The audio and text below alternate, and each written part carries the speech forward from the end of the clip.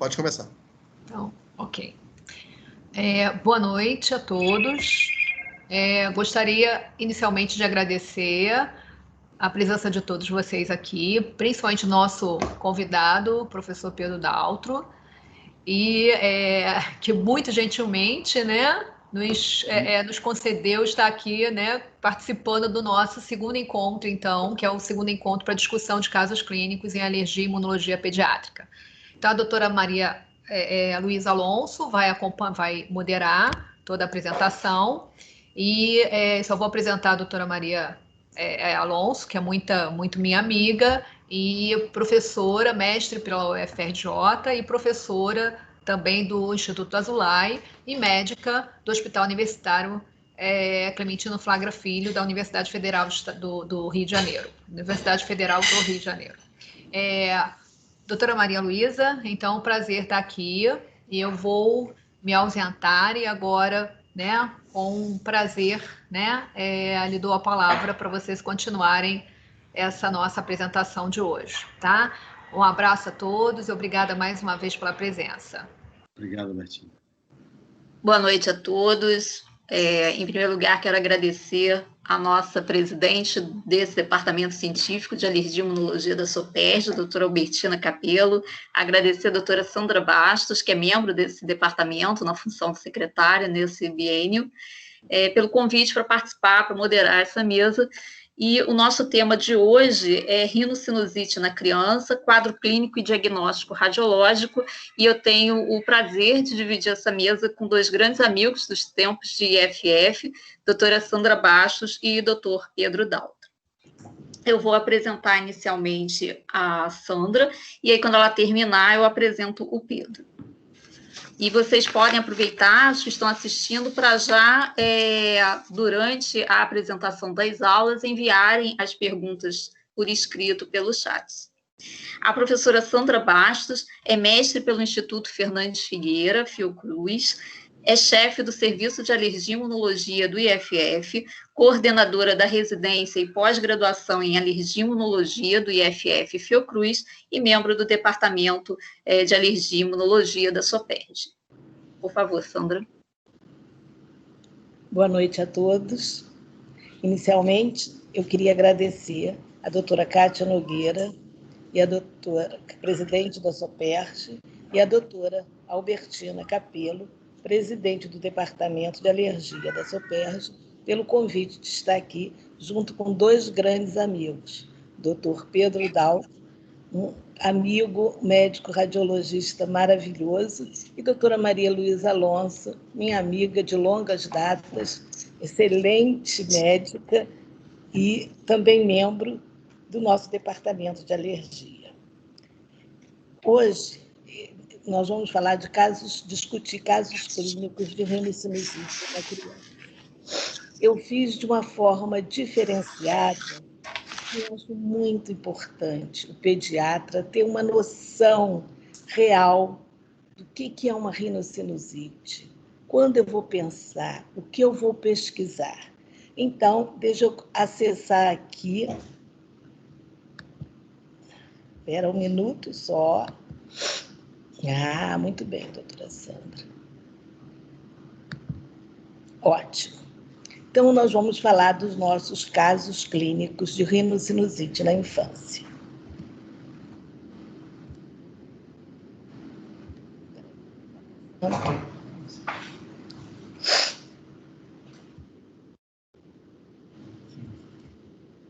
Muito bem. O primeiro caso clínico é de um menininho de 2 anos que entrou na creche há cerca de 6 meses e, desde então, apresentou algumas vezes quadro de coriza, tosse e febre. Na história familiar, o pai foi asmático na infância e atualmente tem rinite.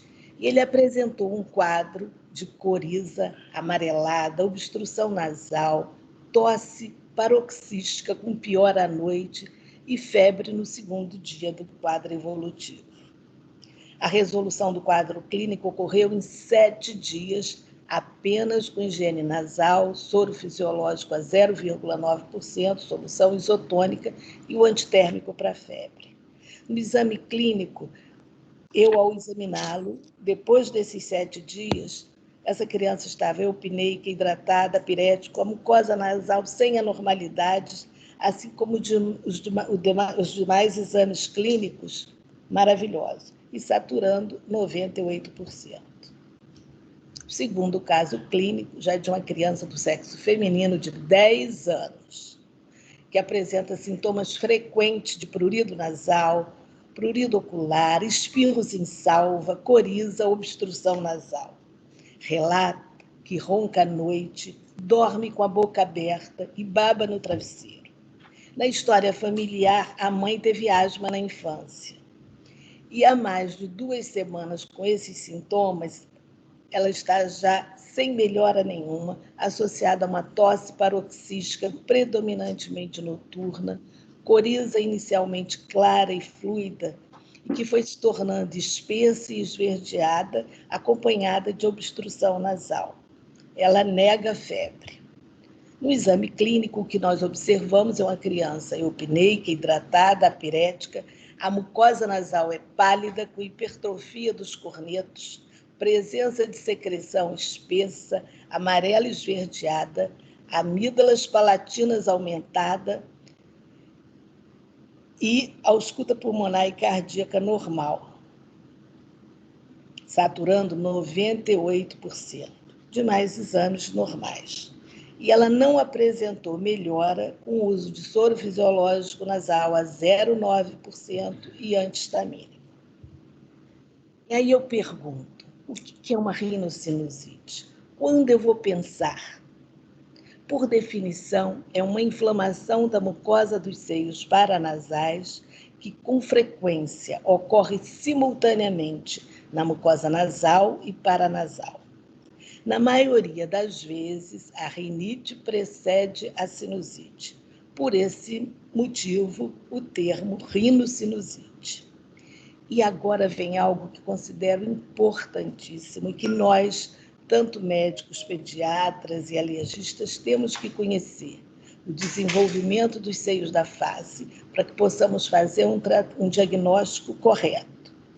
Se nós observarmos aqui, nesse criancinha de 1 ano, eu não estou conseguindo botar certinho, achei, peraí, só um minuto. Nessa criancinha de 1 ano, esses aqui são os seios etimoidais.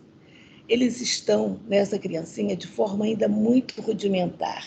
Eles começam o seu desenvolvimento ainda na vida intrauterina, mas só depois dos 3 anos é que ele começa realmente um desenvolvimento adequado. Os seios maxilares são esses laterais aqui. Eles começam a sua pneumatização do nascimento ao 1º ano de vida. Aos 4 anos é que ele tem um desenvolvimento melhor e eles vão se desenvolver até a adolescência. Os seios frontais começam o seu desenvolvimento, aqui os frontais, a partir dos 7 anos de idade. E também o seu desenvolvimento conclui na adolescência. E isso aqui é uma criança com seios maxilares, etimoidais, anteriores e os frontais. Então, nós vimos que o desenvolvimento dos seios paranasais vão ocorrendo gradativamente. Esse slide aqui eu não vou comentar, que o doutor Pedro vai comentar posteriormente. E algo importante é nós sabermos como é o epitélio dessa mucosa nasal. Essa mucosa é formada por células cilíndricas, aqui, pseudoestratificadas ciliadas, com a função de quê? De drenar partículas maiores, bactérias, para onde? Para nariz, para serem eliminadas. Então, eu preciso ter esse epitélio de revestimento funcionando de forma adequada. E aqui, outra foto que eu acho interessantíssima, que nós pediatras e alergistas temos que entender, que uma visão lateral nasal, nós vamos ver que nós temos os cornetos nasais, superior, médio e inferior, que são projeções ósseas revestidas do epitélio que eu falei, pseudo-estratificado, ciliado. E qual é a função? A função desses cornetos ou conchas nasais, que você pode chamar, é o quê? Filtrar, aquecer e umidificar o ar que nós respiramos. Abaixo do corneto, nós vamos ter os meatos. Abaixo do corneto superior, eu tenho quem? O meato superior, que ele vai drenar quem? Os seios esfenoidais e etimoidais posteriores. O meato médio, ele vai ficar abaixo de quem? Do corneto médio. E ele é importantíssimo, porque ele drena quem? Os seios maxilares, os etimoidais anteriores e os seios frontais. E o meato inferior vai drenar quem? O ducto nasolacrimal. E aqui uma visão do meato médio, uma visão anterior. Olha como é interessante, Pedro vai comentar isso depois. É muito importante para que ocorra a drenagem dos seios paranasais de forma adequada. E de quem forma esse complexo ósseo-meatal? Forma o processo uncinado, o infundíbulo do seio maxilar, o hiato semilunar e a drenagem dos seios etimoidais anteriores. O que nós temos que saber? Como que é um ciclo nasal sadio? Nós temos a secreção de muco normal. A composição de muco normal, nela você tem secreções ricas em anticorpos e IgA. Os poluentes solúveis são absorvidos por essa mucosa. As matérias particulares e bactérias são removidos pela limpeza mucociliar. É o meu epitélio estratificado, ciliado, limpando quem? Essas bactérias particulares e as bactérias. Esse fluxo mucociliar vai prevenir o quê? Danos a essa mucosa. A defesa do hospedeiro vai fazer o quê? Resiste à infecção e o ósseo está aberto. Isso é um funcionamento normal do nosso seio sadio. Já, se eu tenho uma congestão de mucosa, uma obstrução anatômica ou um bloqueio do dreno do fluxo de ar, o que vai acontecer? Eu vou ter estagnação das secreções, engrossamento da secreção com mudança do pH, mudança do metabolismo gasoso da mucosa, o epitélio e os cílios vão ser danificados. E o que vai acontecer? Mudando essas características, vai propiciar o quê? Crescimento bacteriano nessa cavidade fechada, infecções bacterianas, um espessamento pelo processo inflamatório nessa cavidade. Então, processo inflamatório, espessamento da mucosa, ósseo fechado, e aí eu tenho uma rinocinusite. Como que se classifica a rinocinusite? Ela pode ser aguda, quando ela tem uma duração de 3 a 4 semanas, subaguda, quando ela permanece por mais de 4 a 8 semanas, crônica por 8 semanas ou mais. Aguda recidivante é o quê? Aquela criança que tem uma sinusite aguda e num período de 6 meses ela tem agudizações. Ou num período de 1 ano, 4 agudizações de sinusite. Exacerbação aguda de uma sinusite crônica e rinocinusite complicada, que pode ocorrer em qualquer rinocinusite. Quando eu vou ter um comprometimento orbitário, entendeu? Um comprometimento sistêmico. Então, essa pode acontecer uma complicação de uma rinocinusite. Mas nós temos que ter uma coisa na nossa mente. Toda vez que nós tivermos agudização da rinocinusite recidivante, rinocinusite crônica, tem alguma coisa acontecendo errado com esse sistema de drenagem da secreção e tem que ser melhor investigado. Normalmente, uma rinocinusite, qual é o quadro clínico? A queixa de um resfriado comum com sintomas respiratórios de vias aéreas. E na criança, a tosse paroxística é muito comum. Oi? Está no consultório? Por mais de 10 dias, ou manutenção de um quadro de rinite ou um quadro de persistência da asma, mesmo com o uso da medicação corretamente.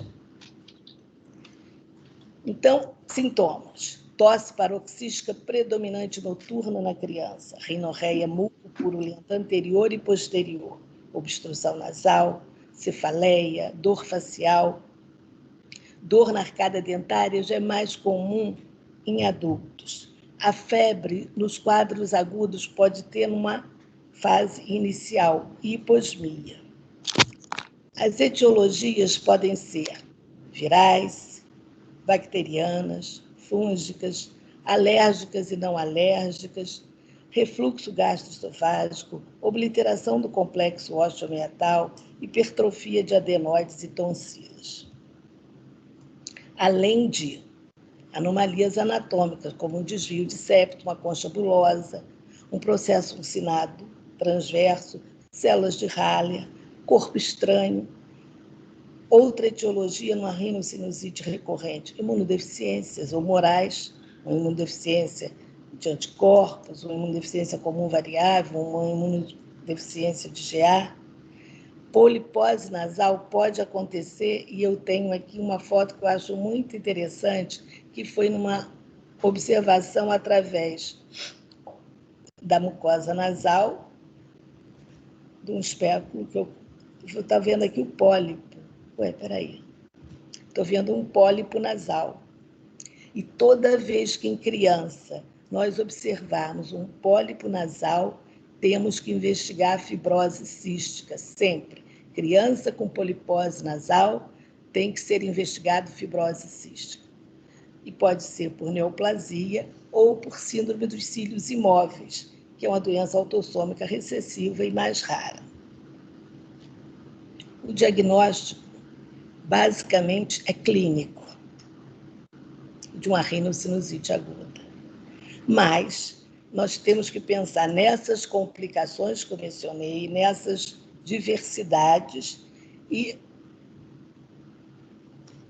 vermos as imagens que o Dr. Pedro vai falar. A citologia nasal, não tem nada a ver com rinocinusite, é muito comum as pessoas solicitarem citologia nasal. Citologia nasal não vai me levar a lugar nenhum, vai me dizer se eu tenho eosinófilo, neutrófilos no nariz. Teste do suor, eu vou pedir se eu vejo uma polipose nasal numa criança. Investigação de imunodeficiência, se essa rinocinusite é crônica ou é uma rinocinusite recorrente. A nasofibroscopia eu vou fazer quando? Tentando visualizar através de um fibroscópio flexível ou rígido, e aí eu vou ver o quê? Eu vou visualizar um pólipo, um corpo estranho, uma hipertrofia de adenoide, um desvio de septo, uma alteração das conchas nasais, uma atresia anal. Eu vou observar o ósteo de drenagem. Então, vai me servir a nasofibroscopia. E a biópsia nasal, se eu estiver suspeitando de uma neoplasia ou de uma síndrome dos cílios imóveis. E aí eu pergunto a você, nos 2 casos clínicos que eu apresentei, o que eu vou pensar no meu primeiro caso clínico? No primeiro caso clínico, eu vou pensar numa virose respiratória. É uma criança de 2 anos com predisposição para atopia, porém totalmente assintomático antes de entrar na creche. E a criança nessa faixa etária, o sistema imunológico dela é muito vulnerável aos vírus. Nós vimos que o exame clínico dessa criança, em 7 dias, estava inteiramente normal, uma evolução rápida, benigna, uma criança que, embora tendo predisposição para doenças atópicas ela não tinha ainda nenhuma manifestação de uma rinite alérgica. Todos os sintomas surgiram com uma certa periodicidade depois que ela entrou na creche. Então, primeiro caso clínico, diagnóstico, virose respiratória. E o segundo quadro clínico, uma criança de 10 anos, que ela tem predisposição para atopia, já é portadora de uma rinite alérgica não tratada e que evolui para uma rinocinusite aguda. O diagnóstico da rinocinusite aguda ele é clínico, mas essa criança tem alguns pontos que nos chamam a atenção. Ela é respiradora bucal, ronca, baba no travesseiro, dorme com a boca aberta. Será que ela tem, à custa dessa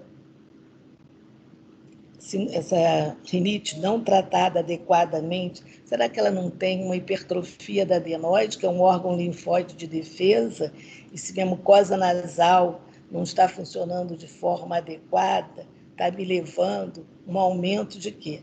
Um aumento das adenoides. Você viu que as amígdalas palatinas dessa criança, elas estão aumentadas, indicando que ela é uma respiradora oral, que pode, inclusive, até evoluir para uma apneia do sono, por causa dessas patologias. O corneto nasal dela é aumentado, o que vai dificultar o quê? A função de filtração, aquecimento e umidificação do ar.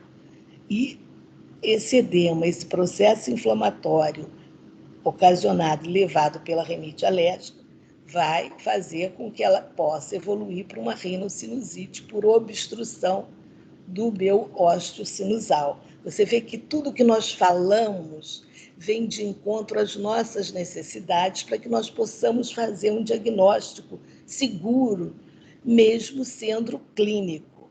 A partir do momento que essa criança ou outra criança comece a apresentar recorrência das infecções, eu vou precisar do auxílio das imagens, vou precisar de investigar outras patologias que possam levar à rinocinusite. Quando nós pensamos, no primeiro caso clínico, num processo viral, é um processo de um resfriado comum. E quem é que vai estar presente? Ou o rinovírus, mas pode ser coronavírus, parainfluenza, influenza, adenovírus, vírus sincicial respiratório, metapneumovírus, ou seja, é uma evolução de um processo viral e normal de uma criança. Já numa rinocinusite aguda, quem que vai ser responsável normalmente por essa rinocinusite aguda? O Streptococcus pneumoniae, Haemophilus influenzae e Moraxella catarrhalis. E aí essa cronologia é muito interessante da sinusite infecciosa. Você vê que uma rinocinusite viral, como o nosso primeiro caso clínico, na primeira, até o 10º dia, já teve resolução. Antes do 10º dia já teve a resolução, e a resolução é espontânea, só com higiene nasal e o antitérmico se tiver febre. Já quando é o aeróbio, que é uma rinocinusite aguda, ela vai aparecer mais tardiamente e vai ter uma evolução que você vai ter que acompanhar. E, mais tardiamente, depois de 8 semanas, vêm os anaeróbios, que é o caso das rinossinusites crônicas. Então, eu acho esse gráfico muito interessante, porque nos faz raciocinar, pensar, baseado em todo aquele princípio inicial que eu tentei mostrar para vocês possam entender o que é uma rinocinusite, quando que eu vou tratar, quando que eu vou pedir imagem, quando que eu vou pedir exames complementares. Ou seja, num processo benigno viral e numa rinocinusite aguda, o diagnóstico é um bom exame clínico, uma boa anamnese para ter uma evolução satisfatória. É um diagnóstico eminentemente clínico.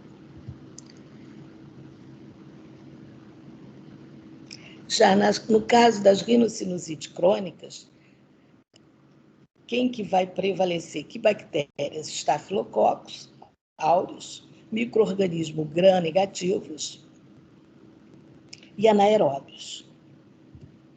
E a fúngica, a rinocinusite fúngica é uma rinocinusite cirúrgica. não é o comum que nós vamos ver no nosso dia a dia. A fúngica, a rinocinusite fúngica aguda fulminante, o principal agente etiológico é da família das mucoráceas, e ela é uma rinocinusite grave, extremamente invasiva e que exige uma intervenção bem eficaz, entendeu? E procurar saber qual é essa etiologia. Qual é a etiologia, não.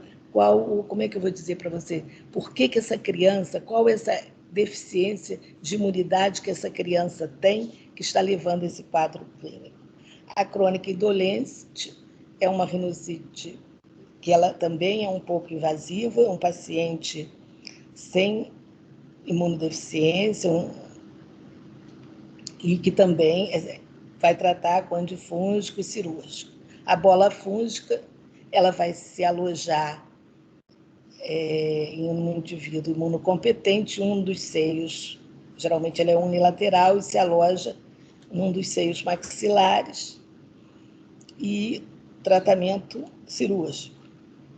Os agentes etiológicos mais comuns também é o aspergilo e a rinocinusite alérgica fúngica. Ela ocorre em pacientes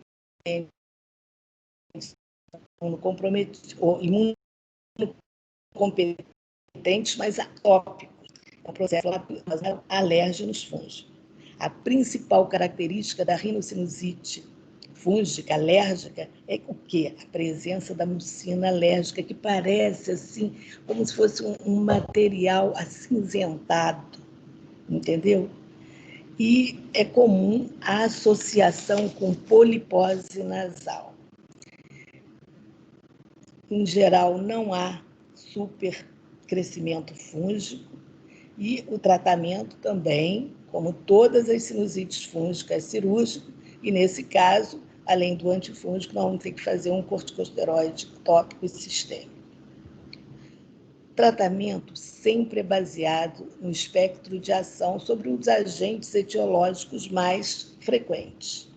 Numa rinocinusite aguda, nós vamos tratar por um período de 10 a 14 dias, eu geralmente utilizo 14 dias, e a amoxicilina e a amoxicilina com ácido clavulânico são as primeiras opções com resultado muito bom, mas pode ser utilizado também cefalosporina de segunda geração, macrolídeos, clindamicina, fluorquinolonas, entendeu? Trimetoprim e sulfametoxazol.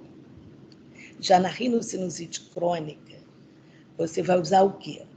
Uma clindamicina, que eu estou pensando em agente etiológico, associação de metronidazol com cefalosporina de segunda ou terceira geração, sulbactam, fluorquinolona, mas o mais importante, quando eu me deparo com a rinocinusite crônica, é procurar lembrar que a infecção do quadro bacteriano crônico é secundária e devemos direcionar o nosso tratamento aos fatores desencadeantes que proporcionaram a manutenção desse quadro. Tratamento com solução salina sempre é muito bom, porque você vai ajudar a drenar essa secreção que está estagnada nessa mucosa. As soluções hipertônicas são bem interessantes, porque ela vai diminuir o edema e vai diminuir a obstrução nasal. Mas o que a Sandra observa, e é uma opinião pessoal, e depois os meus colegas podem se manifestar, é que crianças menores, elas não vão tolerar uma solução hipertônica, porque ela arde um pouquinho, ela incomoda. Então, eu uso normalmente em criança a solução isotônica. Por quê? Eu preciso que ela faça a medicação. E é preferível ela fazer uma medicação aceitando do que ela não deixar começar a chorar e a mãe não vai fazer. Então, normalmente em criança, eu uso a solução isotônica. Antihistamínico, eu não uso num curso de rinocinusite. Por quê? Porque usualmente podem ressecar essa mucosa e vai limitar a drenagem da minha secreção. Descongestionante tópico nasal. Promove um alívio rápido dos sintomas de obstrução nasal. porém, utilizado por um período superior a 5 dias, vai levar a efeito deletério sobre o batimento mucociliar e ainda predispor a uma rinite medicamentosa. Se vocês me perguntarem, Sandra, você usa descongestionante nasais tópico? Não, nunca, nem em criança, nem em adulto.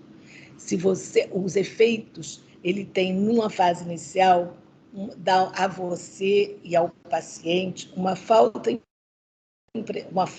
falsa impressão de que tudo está correndo maravilhosamente bem. Só que corre tão bem que eu não quero mais parar de usar o meu descongestionante tópico nasal. E aí eu começo a ter todos os efeitos deletérios desse medicamento. Se você prestar atenção, é muito comum, principalmente você vai observar em adolescentes e adultos que fazem um descongestionante tópico nasal, ele tem um descongestionantezinho, ele anda com vidrinho no bolso, na bolsa, se for uma menina, na mesinha de cabeceira. Por quê? Porque quanto mais ele usar, mais ele vai precisar da medicação. Por quê? Porque eu estou levando um aumento dos meus cornetos, uma hipertrofia, um processo inflamatório e os efeitos deletérios sobre esse batimento mucociliar. Corticosteroides tópicos e sistêmicos. Eu acho muito interessante. Por quê? Porque promove uma redução rápida do edema e facilita a drenagem, vai diminuir os sintomas. E são usados também em pacientes com polipose ou alergia respiratória. O corticoide sistêmico que eu uso em criança é a prednisolona, 1 miligrama por quilo, sem ultrapassar 40 miligramas, e por um período de 5 a 7 dias. E o corticosteroide tópico eu já inicio junto com o corticoide sistêmico e o antibiótico. Então, aquela nossa segunda criança que tem uma rinocinusite aguda, o que eu fiz para ela? Amoxicilina, prednisolona e corticosteroide tópico. Agora, é importante, por quê? Porque aí eu vou restabelecer, pela ação anti-inflamatória do corticosteroide sistêmico, eu diminuo o edema, melhoro o meu batimento ciliar, consigo fazer uma drenagem adequada e vou mantendo o corticosteroide tópico, porque o corticosteroide tópico eu estou trabalhando em microgramas, e ele tem uma ação basicamente sobre a mucosa nasal. Aí o que vai acontecer? Eu já fiz um corticosteroide numa dose maior, que foi a prednisolona, e estou mantendo essa criança com corticosteroide tópico para que eu tenha a normalização e a manutenção desse equilíbrio da mucosa nasal. É importante, quando falarmos em corticosteroide tópico, aplicar de forma correta e sempre antes eu higienizo a narina, porque se a narina é um filtro que aquece e umidifica esse ar, o que vai acontecer se eu não higienizar a narina? Eu vou estar fazendo o meu corticoide tópico em cima da sujeirinha do nariz. E aí a minha atuação e a minha ação vai ser bem menor. E outra coisa importantíssima, se esse paciente que desenvolveu, como a nossa menininha do nosso quadro clínico, uma rinocinusite por ser atópica e por ter uma rinite não tratada, a profilaxia do ambiente é importantíssima. E o que é uma profilaxia ambiental? É se os pais são fumantes, não fumarem perto da criança. O grande vilão aqui no nosso Rio de Janeiro, que é um país tropical, são os ácaros, Dermatofagotes pteroníceos, Farina e Blomia tropicalis. Então, o que eu vou fazer? Passar aspirador de pó, pano úmido na casa, evitar perfumes, amaciantes de roupa, tirar tapete, ou seja, cuidados, forrar colchão e travesseiro é importantíssimo, porque os ácaros penetram dentro do colchão, dentro do travesseiro, e aonde que essa criança vai colocar o narizinho dela? No colchão e no travesseiro. Então, existem capas adequadas, que são impermeabilizadas por baixo, e eu gosto muito aqui, a impermeabilização por cima, vai fechar, não é botar um forrinho por cima do colchão e por cima do travesseiro, não, é vedadinho, e por cima eu vou colocar uma fronha, um lençol lavado de forma correta e sem os amaciantes. Então, esse controle do ambiente é importantíssimo. Para quê? Para que nós tenhamos uma resposta terapêutica adequada. O tratamento cirúrgico vai ficar reservado aqui, na sinusite fúngica, na polipose, levando a obstrução dos seios, a neoplasias, causando obstruções, piocele, mucocele, sinusite, levando a abscesso cerebral ou uma meningite, e um abscesso orbital ou subperiósteo. Era isso que eu tinha para falar, em princípio, a vocês. E o que eu acho muito importante é vocês entenderem esse mecanismo de ação, entenderem do fluxo mucociliar dos seios paranasais, para que você tenha sucesso na sua terapia. Muito obrigada. Muito obrigada, Sandra, pela excelente palestra. Nós vamos, na sequência, ter a parte de diagnóstico radiológico com o Dr. Pedro Daltro. Ele é doutor em radiologia pela Universidade Federal do Rio de Janeiro, radiologista pediátrico do Instituto Fernandes Figueira, da Fiocruz, e radiologista pediátrico do CDPI e Alta. Seja muito bem-vindo, Pedro. Olá, Maria Luísa, tudo bom? Muito obrigado aqui por estar participando com vocês dessa reunião. Vocês estão vendo? Estão ouvindo bem? Sim, doutor. Estamos vendo e ouvindo o senhor. Está perfeito. Ótimo. Então, Então, muito obrigado, Albertina, aí, pela apresentação, pelo convite, Maria Luísa, Sandra especialmente, né? Nós sempre estivemos muito juntos lá no Fernandes Figueira, e me foi pedido para a gente fazer uma apresentação relativamente breve sobre rinocinusite, mostrando a parte de imagem que acaba tendo uma importância muito grande, né? Sandra já havia comentado que é fundamental que nós saibamos como esses seios da face evoluem, qual o crescimento que eles têm e quando é que nós podemos avaliá-los radiologicamente. Então, nós estamos vendo aqui, vocês estão vendo a seta, estão apontando? Sim, né? Nós estamos vendo aqui os seios maxilares, com 1 ano ele tem essa dimensão, com 4, com 8, com 10, ele vai estar completamente formado. Então, no primeiro e segundo ano de vida, nós vamos ter pouco maxilar desenvolvido e vemos também um pouquinho etimoidal.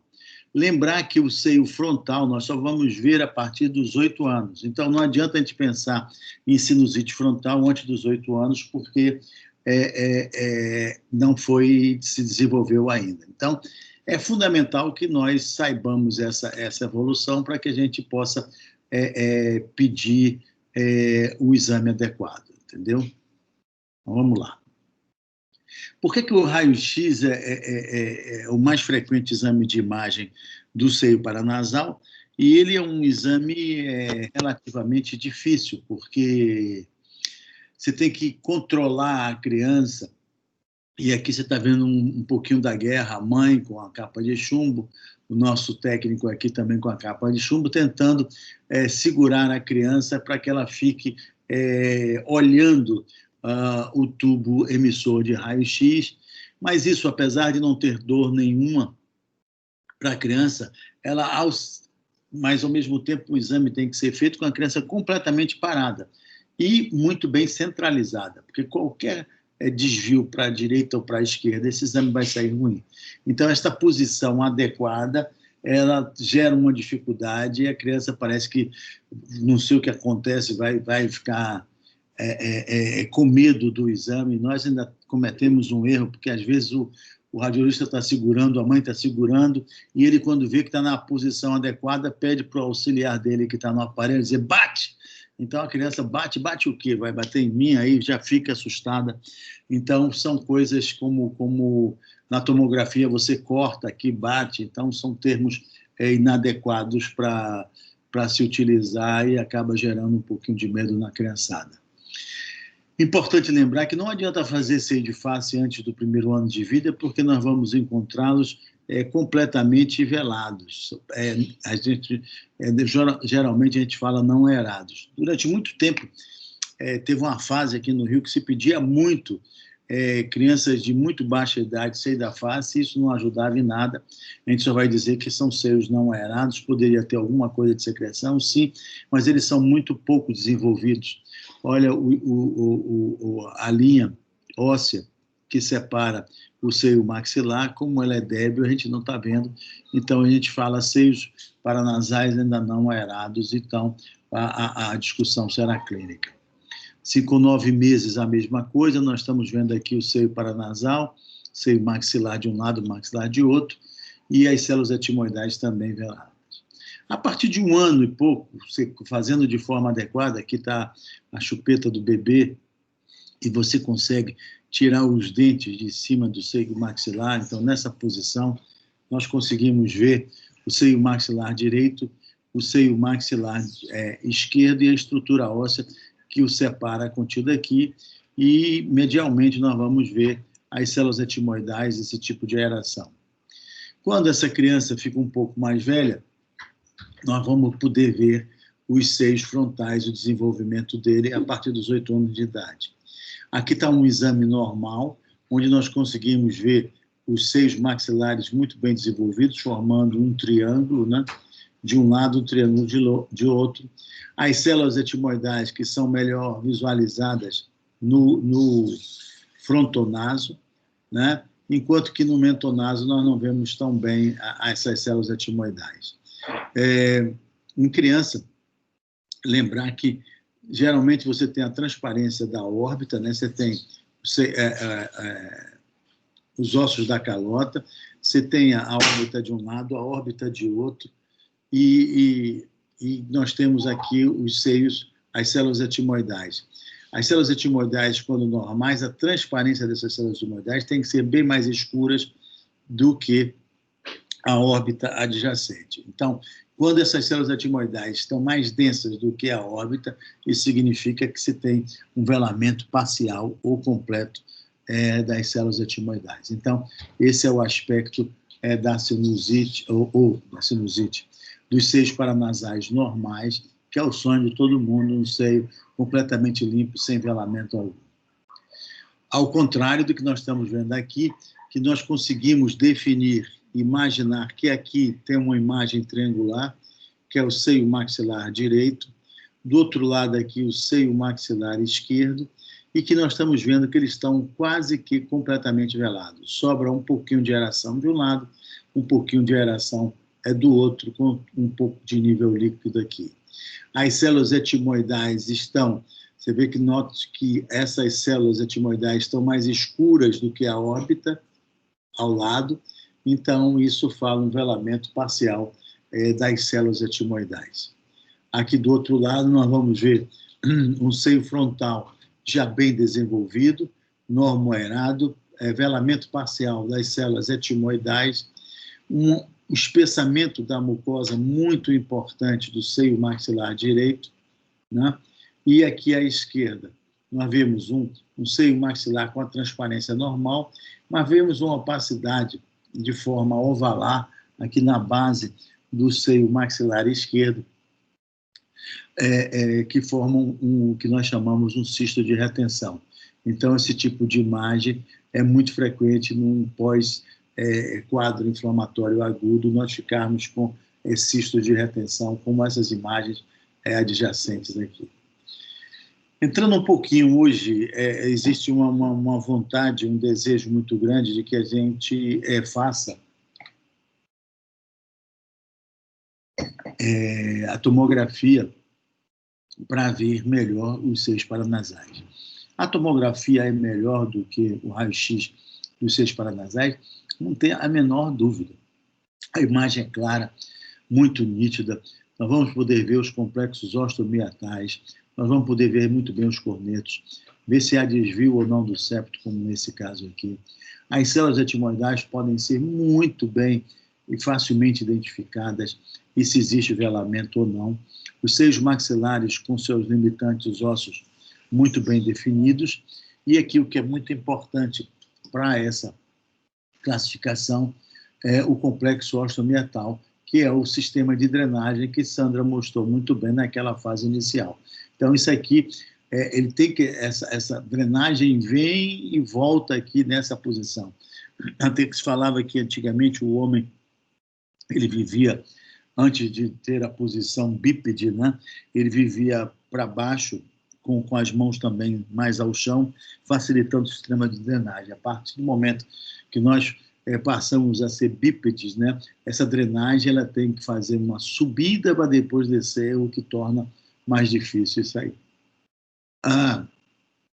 Aqui, novamente, nós podemos hoje, antigamente esse seio, a tomografia exigia uma posição muito difícil do paciente, que pacientes mais idosos ou com alguma dificuldade de coluna, era praticamente impossível para fazer esses cortes axiais. Hoje em dia você fica na posição normal e o aparelho faz a aquisição e depois você reconstrói como você quer, um corte coronal, axial ou sagital, e nós conseguimos ver os seios frontais, seios maxilares, sistemas de drenagem do seio frontal, os complexos osteomiatais, se nós vamos ter concha bolhosa ou não ter concha bolhosa, comprimindo esse complexo osteomiatal, se tem espessamento mucoso, dificultando isso, e como é que estão os cornetos nasais. Novamente aqui, mais um exemplo, mostrando aqui parte de uma concha, comprimindo parcialmente, aqui parte seio esfenoidal, seio maxilar muito bem visualizado, complexo osteomiatal de um lado, complexo osteomiatal de outro, e aqui sistema de drenagem anterior e posterior. Aqui num close esse sistema de drenagem do seio frontal e seio esfenoidal bem visualizado na radiografia, no corte sagital dessa reconstrução, e aqui o corte axial mostrando muito bem essas células etimoidais. Exemplo aqui de conchas bolhosas. Essas conchas bolhosas, às vezes, elas podem ser muito grandes e podem ajudar a comprimir o complexo osteomiatal, dificultando o sistema de drenagem, fazendo com que essa secreção fique muito mais retida aqui. Então, nós temos um velamento das células etimoidais da direita, quase não tem velamento à esquerda, o complexo osteomiatal, os cornetos, um seio maxilar direito completamente aerado, células etimoidais desse lado, enquanto que nas células etimoidais esquerdas nós temos velamento quase completo. Aqui, seio frontal, parcialmente velado, obliteração do sistema de drenagem. Aqui, novamente, seio maxilar esquerdo com um nível líquido mostrando essa alteração.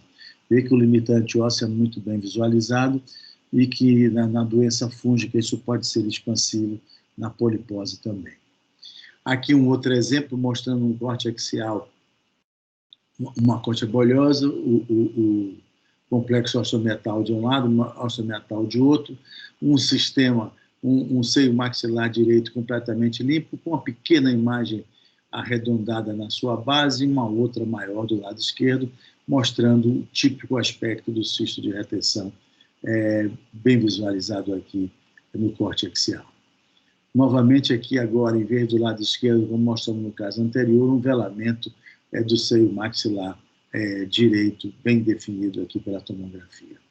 Algumas vezes, essa ocupação de espaço, desse espaço aéreo, ela pode ser expansiva, como na polipóide, né? Na forma polipóide, que nós temos, inclusive, parte de destruição óssea, que nós estamos vendo velamento parcial do seio maxilar, e nós vemos essa estrutura expansiva, mostrando esse aspecto aí que a tomografia vai ver muito bem.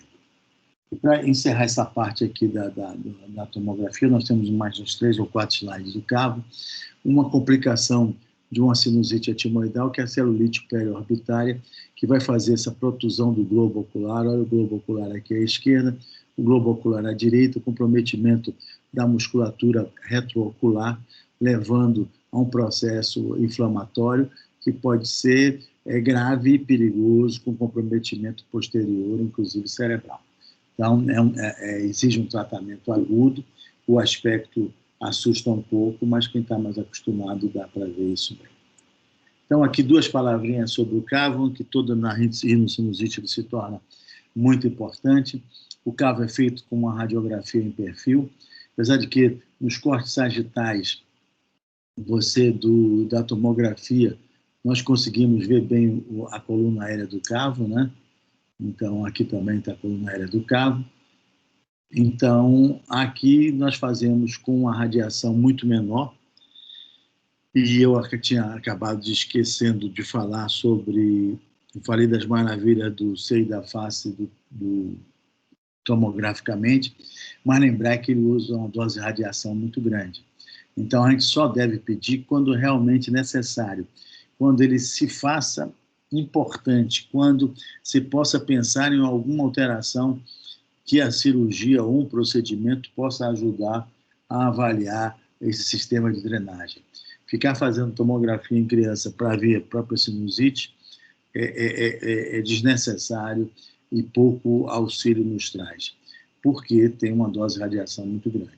Hoje em dia, com esses aparelhos ultramodernos, como a gente tem aparelhos de 320 canais, a dose de radiação já baixou muito, mas isso não é o comum nos aparelhos de menor porte, né?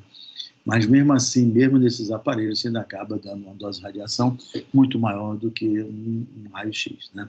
Então, aqui nós estamos mostrando a coluna aérea do cavo, o orofaringe, o rinofaringe, muito bem definido, e a adenoide nós vamos encontrar aqui, que vai comprimir a coluna posterior do cavo, e a amígdala fica entre a oro e o rinofaringe.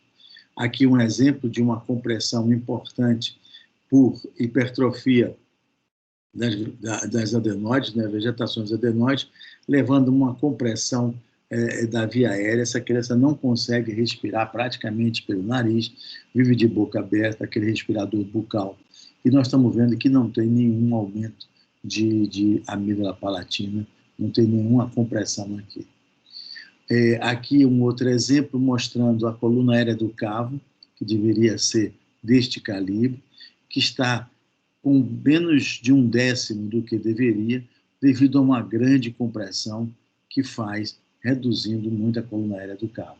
Nós também aqui nesse caso não temos uma compressão significativa. Esse caso aqui já é difícil imaginar como essa criança respira. Por quê? Porque a coluna aérea do cavo está sendo vista aqui, que ela é filiforme, praticamente não passa nada. E cadê o orofaringe? Está aqui. O que aconteceu aqui? Nós temos um tecido que cresceu, que são as amígdalas palatinas, comprimindo para diante o orofaringe, comprimido posteriormente a coluna aérea do cavo. Então, nós temos uma compressão importantíssima pela vegetação adenoide e uma compressão imensa também pela hipertrofia das amígdalas palatinas. Quer dizer, é difícil imaginar como essa criança respira e, às vezes, pode levar a casos graves devido a essa obstrução nasal. Então, basicamente, o que eu queria mostrar para vocês, dentro desse tempo que me foi dado, era um pouquinho de imagem, qual a importância da imagem que nós temos, qual a importância que nós temos na imagem, falando da radiologia convencional e falando da tomografia. Lembrar que a tomografia é muito, muito, muito melhor na definição da imagem, mas também tem um fator que usa muito dose de radiação. Também que a dose de radiação acumulativa e que a gente lida com criança, então pensar bem antes de fazer um pedido de tomografia de seio de face, pesar os prós e contras, se realmente vai valer a pena, ou se isso é uma sinusite que está saindo totalmente do controle, ou se trata das sinusites mais convencionais que precisam de um tratamento adequado e que a imagem não vai ter muito auxílio aí, tá bom? Acho que dentro desse tempinho era o que eu poderia mostrar. Fica à disposição de vocês se tiver alguma pergunta, alguma questão. Maria Luísa, Albertina, Sandra e quem estiver assistindo. Estou aqui às vezes. Obrigada, Pedro, pela excelente, sempre muito prática apresentação, né, de como a radiologia pode nos ajudar, em quais momentos ela não será necessária. Eu acho que você colocou isso muito bem, mas quando necessária, tem que ser bem indicada e bem interpretada, e a importância da interação clínico-radiológica. Eu ainda não visualizei perguntas aqui, enquanto o pessoal se anima, eu vou fazer um breve comentário e depois trazer você e a Sandra para comentarem também em cima do que a gente vai conversar.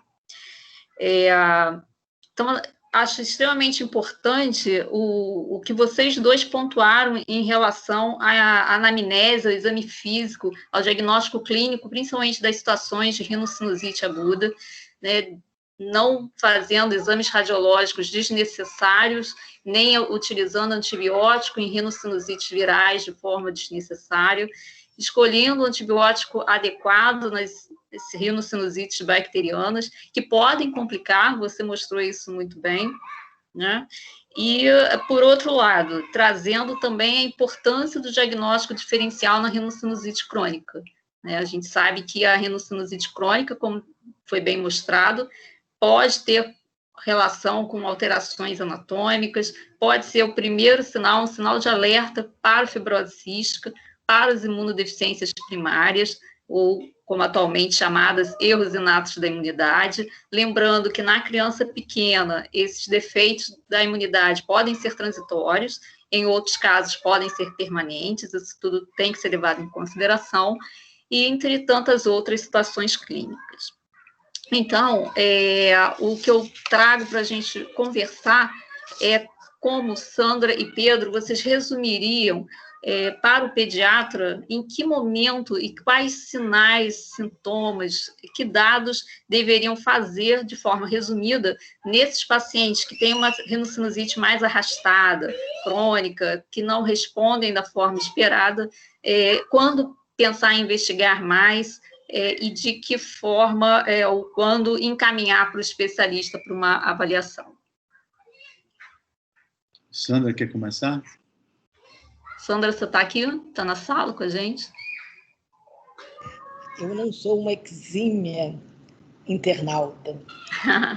Mas é o seguinte, eu concordo com Maria Luísa. A rinocinusite sempre me atraiu muito. Eu acho muito interessante. Eu gosto desse tema. Eu acho que a anamnese é fundamental. Você colher uma boa história e fazer um bom exame clínico é importantíssimo. A partir do momento que eu faço o diagnóstico de uma rinocinusite aguda, eu tenho que entender aquilo que eu quis mostrar, o beabá da função dos seios paranasais e da mucosa nasal. E aí eu vou começar a minha investigação. Se essa criança ela faz, como eu mostrei, ela está tendo sinusite de repetição. Se ela é atópica, é importante ela ser acompanhada pelo alergista e imunologista. Se ela não é atópica, não tem predisposição para atopia, mas eu, quanto pediatra, vejo que ela, além da rinocinusite, às vezes ela faz uma pneumonia, entendeu? Às vezes ela faz uma outra infecção, uma otite. Será que essa criança tem algum comprometimento do sistema imune? Será que essa criança não teria que ser melhor investigada? Será que não valeria a pena, nesses casos de recorrência do processo sinusal, aí, como o Pedro diz, vamos ter que investigar isso melhor. Por que ela está fazendo isso? Entendeu? E a imunodeficiência, como Maria Luísa falou muito bem, algumas são transitórias da infância, mas têm que ser investigadas e acompanhadas com critério, você está entendendo? Para evitar que essa criança faça esses quadros recorrentes. Eu vou examinar como eu examinei essa criancinha, não sei se Maria Luísa na época estava lá, esse pólipo nasal, imagina aquele pólipo saindo pela mucosa. A primeira coisa que nós fomos investigar nessa criança foi fibrose cística, o exame deu positivo. Então, quer dizer, é você estar atento. Eu acho que exame físico é tudo. Se você não coloca um espéculozinho nasal para olhar, será que esse corneto está aumentado? Será que não valeria? Será que essa criança não tem uma adenoide aumentada, não está com as amígdalas palatinas aumentadas. A amígdala palatina eu visualizo, mas a adenoide, ela tem aquela respiração bucal. Será que ela é atópica? Eu pego, quem que eu pego? Se eu faço alergia, eu pego muita criança atópica. Essa hipertrofia de adenoide, será que a cirurgia tem indicação? Não sei. Vai depender do grau de obstrução e da sintomatologia e de como que eu vou abordar esse paciente. Por quê? Porque quando o otorrino vai operar um adenoide, ele faz uma curetagem e até os 7 anos, 8 anos, esse adenoide ainda cresce. Então, o que acontece? Ele pode operar hoje, se ele não tira o fator desencadeante dessa hipertrofia, a adenoide pode crescer novamente, depois é que ela vai evoluir. Entendeu? Diferente da amígdala palatina, que se você retirar, ela não volta a crescer. Então, tudo isso tem que ser analisado e o exame radiológico é de muita, mas de muita importância quando eu tenho recorrência, seja através de imagem do raio-x simples, seja de uma tomografia, ou seja de uma nasofibroscopia, ou investigação do sistema imune. Basicamente, não sei se deu para entender o que eu quis mostrar com essa minha explanação. Deu perfeitamente. Pedro, por favor. E eu acho o seguinte, isso é perfeito quando você faz esse exame físico adequado, que é fundamental, você estuda adequadamente a criança, afasta outros processos que possam ser causa de recorrência desses processos, né? Afasta qual a etiologia. E mesmo assim você trata e ele não melhora, você pode talvez precisar recorrer à imagem para saber se essa adenoide que você esteja imaginando, se ela é grande o suficiente para você se assustar ou não, para pensar numa cirurgia que já foi muito mais utilizada no passado, né? Hoje ela é muito mais repensada, né? A adenoide antigamente você tirava em todo mundo, né? Eu fui um salvado de guerra. Eu, quando era criança, fui para o hospital com meu irmão, 2 irmãos, para os 3 fazerem adenoide, eu tive febre, não operei, por sorte, e aí nunca mais operei, nunca fui melhor ou pior do que os outros, e todo mundo ficou sem adenoide, porque era comum demais fazer isso. Então, hoje se pensa muito, mas quem pode ajudar muito isso hoje um exame direto, né, com a fibrorhinoscopia, mas mesmo assim eles pedem sempre uma avaliação radiológica, acaba sempre. Como tudo na vida, um exame adequado, físico adequado, um bom médico, você também vai precisar de um bom exame radiológico. Fazer um raio-x de cavo bem feito não é fácil. Na maioria dos lugares você vê isso muito torto, muito isso. Você precisa ter um técnico muito caprichoso para que a radiografia saia no perfil absoluto. Assim como o seio se você não tiver um lugar que saiba fazer bem, sai horrível, sai torto, você não ajuda em nada, você não sabe o que é velado, o que é dente, o que é seio macular. Então, como tudo na vida, tem que fazer bem feito para poder ter uma avaliação boa. E deixar a tomografia restrita a casos que se tornem crônicos, que você não tenha conseguido resolver adequadamente. Lembrar porque tem a radiação ionizante, que aí é maior, você vai precisar e principalmente em criança pequena, você ainda vê hoje, não vai anestesiar para fazer uma tomografia, né? Então, você está aumentando a morbidade do exame, fora a dose de radiação, para não ajudar nada, mostrar muito bonito aquilo que você já podia imaginar, tanto clinicamente como por imagem simples. Vocês tocaram pontos muito importantes, né? A adenoide e a amígdala, as amígdalas e adenoides fazem parte do sistema linfóide, então fazem parte do nosso sistema de defesa, e é até uma pergunta importante, uma lembrança importante, porque quando a gente visualiza uma criança com infecções recorrentes, sem adenoides, sem amígdalas, a gente pensa que ele pode ter um comprometimento de linfócitos B. Da mesma forma, no raio-x de tórax, quando a gente avalia numa criança pequena e falta a imagem do timo, a ausência da imagem tímica, a gente pensa no comprometimento de linfócito T. Mas no caso da amígdala e da adenoide, a primeira pergunta é: fez cirurgia? Né? Porque isso. Pode ter sido retirado. Né? Então, muito bem colocado. Nós temos uma pergunta aqui da Albertina: quando suspeitar clinicamente de rinocinusite crônica na criança? Sandra. Olha, eu diria que uma rinocinusite crônica, quando que eu vou suspeitar? É quando ela mantém um sintoma basal de rinocinusite, mesmo tratada com antibiótico de forma adequada, que venha tentar erradicar essas bactérias. Criança que tem uma rinocinusite, um quadro respiratório de vias aéreas superiores que não melhora, eu vou ter que investigar essa criança melhor.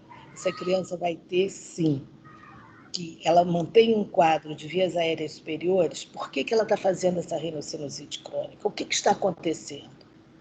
Será que essa rinocinusite é a custa apenas de uma hipertrofia de adenoide da amígdala palatina importante? Mas será que ela não tem uma imunodeficiência primária? Ou erros inatos da imunidade, Maria Luísa?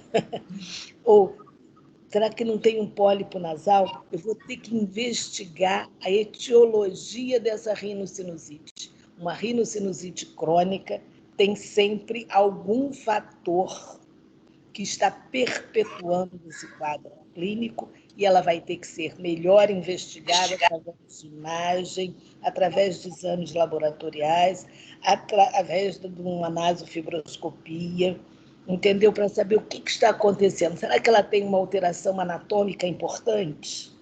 E nós deixamos... Será que é um corpo estranho? Tem que investigar. Clinicamente, Sandra, acho que a Albertina gostaria assim, de reforçar, né? Clinicamente, em que momento a gente passa a considerar que é uma rinocinusite crônica? Quando ela não volta a ter uma respiração oral normal, entendeu? Quando ela está sempre secretiva, secreção amarelo esverdeado, obstrução nasal, dor facial, ela tem o desconforto da obliteração do complexo osteomiatal, ou o desconforto do ciclo nasal inadequado. Entendeu? E é interessante que alguns pacientes, alguns fazem exatamente o quadro clássico, né, da rinocinusite mais prolongada, mais grave, crônica, de difícil controle, e tem aqueles que fazem rinocinusite recidivantes, mas tão próximas que você não consegue diferenciar, né? Se ele está reagudizando diversas vezes, ou se ele tem uma rinocinusite crônica. Isso a gente vê muito em pacientes, principalmente com comprometimento imunológico, como você muito bem ressaltou. Né? A outra pergunta... Pode falar. Não, o que eu ia é exatamente o que você falou. Você tem o paciente que tem aquela rinocinusite, uma rinocinusite aguda, e que você não sente uma melhora adequada, depois de fazer o tratamento, você espera o quê? Uma rinocinusite. Eu particularmente, gosto muito do corticoide sistêmico e tópico. Por quê? Porque vai favorecer, pela ação anti-inflamatória, a restabelecer o movimento ciliar e diminuir o processo inflamatório. E fazer com que eu consiga drenar essa secreção, e eu estou utilizando um antibiótico. Agora, se mesmo assim a sintomatologia permanecer, nós vamos ter que abrir o nosso leque de investigação e ir fechando aos pouquinhos. Inclusive para as discinesias ciliares, né? Exatamente. Discinesia ciliar é algo que não é comum, é raro, porque é autossômico. Mas que no Instituto Fernando Vieira, a gente... Sinceramente, quando é que eu vou investigar? O paciente crônico tem alguma coisa errada acontecendo. E eu vou ter que investigar. E discinesia ciliar, vamos fazer uma biópsia? Vamos. Você está entendendo? Por quê? Porque ela não vai ter um movimento ciliar adequado, vai reter secreção. Ou seja, a partir do momento que ela é aguda recidivante ou crônica, tem alguma coisa errada. E aí vai ter que se investigar, e eu digo sempre para os meus clientes, o jeito da Sandra falar, eu falo assim, quando eu vejo um cliente a primeira vez na minha sala e que tem N sintomatologias e que eu vou ter que investigar, eu falo assim, vamos ter calma, nós estamos com um leque aberto e nós vamos ter que fechar devagarinho, e à medida que nós vamos afastando outras causas, nós vamos fechando o nosso leque até chegar ao nosso diagnóstico. É fácil? Não. Requer atenção? Sim. Requer uma anamnese cuidadosa e criteriosa? Sim. E o exame físico e a utilização dos medicamentos tópicos de forma correta. Tem mais uma pergunta da Albertina. Quando indica tratamento com antibiótico na rinocinusite aguda e o que é mais indicado na avaliação da hipertrofia de adenoide? Essa é para o Pedro. Endoscopia nasal ou tomografia computadorizada de cavo. Então, Sandra, quando indicar o tratamento com antibiótico na rinocinusite aguda? Uma rinocinusite aguda, a criança que já está há mais de 2 semanas com aquele quadro clínico, como aquele paciente que eu apresentei, está quase 3 semanas, sem melhora do quadro clínico. Eu sei que ele é atópico.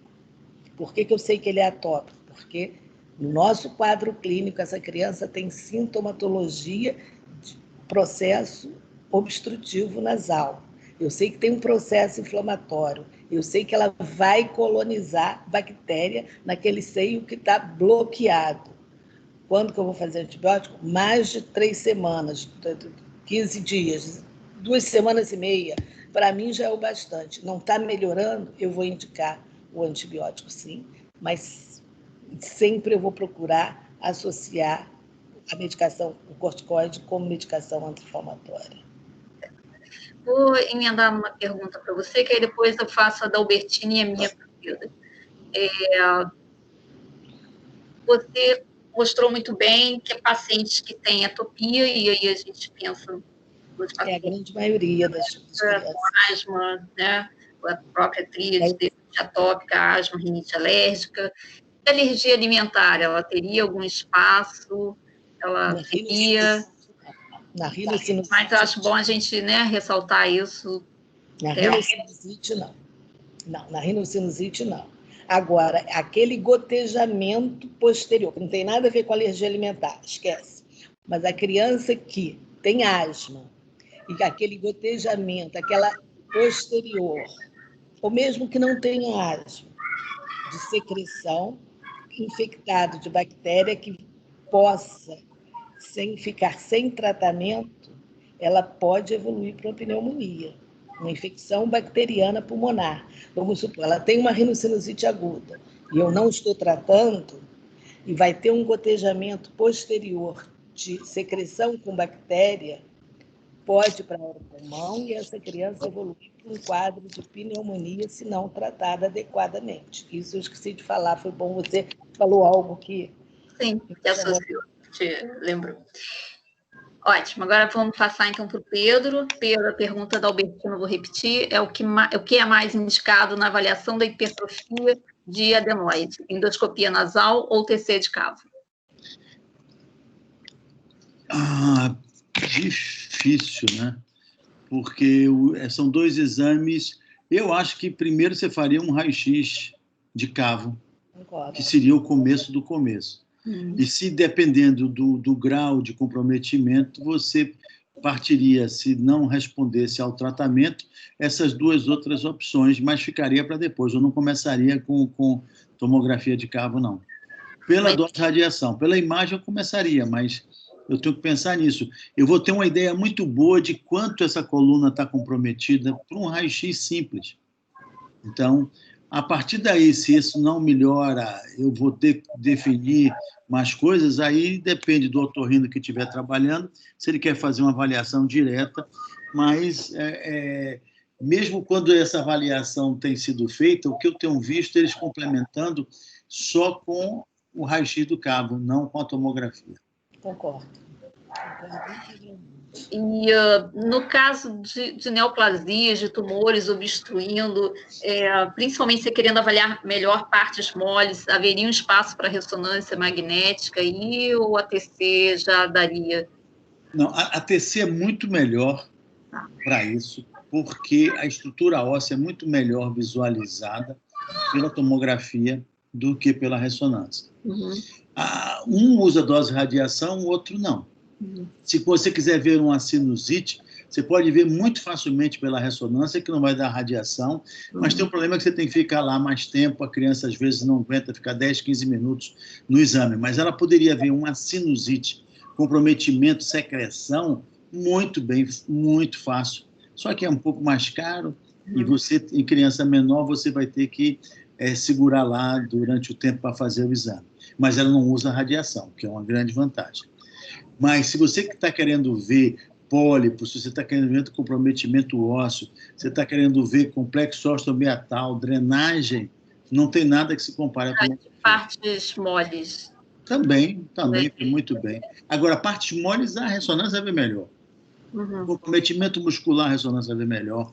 Partes moles também vê melhor, mas hoje a tomografia, se você juntar partes moles, estrutura óssea, comprometimento, comprime, destrói osso ou não destrói osso, a tomografia faz isso muito bem.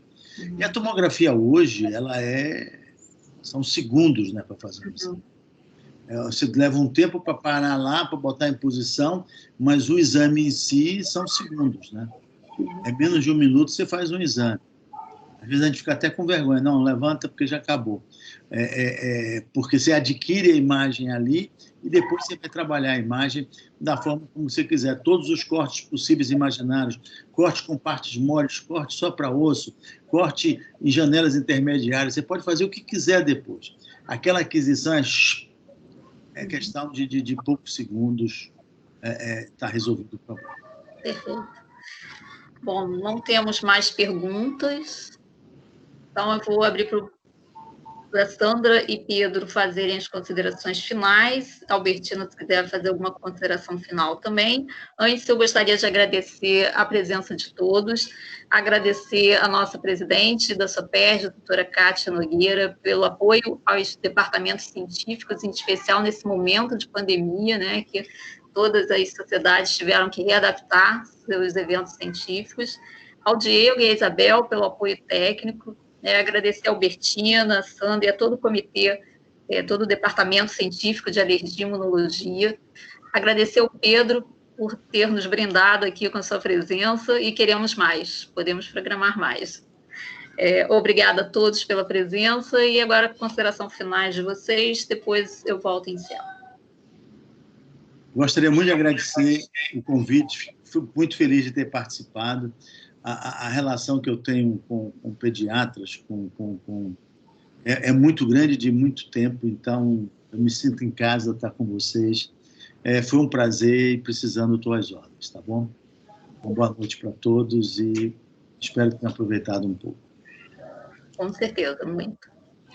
Sandra? Bem, eu quero agradecer a todos, Kátia Nogueira, Albertina, minha amiga Maria Luísa, meu grande amigo Pedro, por estarmos aqui hoje juntos, trocando conhecimento e levando aos nossos pediatras noções em que levem a um crescimento muito grande no exercício da nossa especialidade, que todos nós aqui, independente da segunda especialização, nós somos pediatras e trabalhamos com muito amor e muito carinho com as nossas crianças. E tudo que nós pudermos acrescentar para que essas crianças tenham uma qualidade de vida melhor, podem sempre contar conosco e com esse grupo maravilhoso, da qual eu faço parte. Muito obrigada. Albertina, quer fazer algum comentário? Não. Dá um tchau. Não, gente, então, só tenho a agradecer a presença de todos. Pedro, mais uma vez, foi um prazer, né? Como a Maria Luísa falou, né? Acho que nós ficaríamos aqui a noite toda conversando, né? E discutindo. Eu acho muito interessante, a Sandra sabe, né? Nós gostamos muito também de falar sobre rinocinusite, sabe o quanto é difícil, né? a gente manejar esses pacientes no dia a dia do consultório, são multidisciplinares mesmo, né? A gente precisa da ajuda, da colaboração do radiologista, né? Do otorrino e de todos, então nós estamos, né, sempre avaliando essas crianças juntas. E como a Maria Luísa falou e a Sandra, e todos, agradecer ao departamento, agradecer a todos os colegas, né? E desejar a todos, então, um Feliz Natal e um Feliz Ano Novo, né? E que a gente possa superar todos esses, né? Esses contratempos, esses problemas aí da pandemia, mas que eu tenho certeza que nós vamos superar e vamos conseguir vencer isso e futuramente estaremos juntos, né? Presencialmente, tá? Mais uma vez, obrigada a todas, colegas, tá? Obrigada a todos. Obrigada por tudo. Boa noite. Boa noite.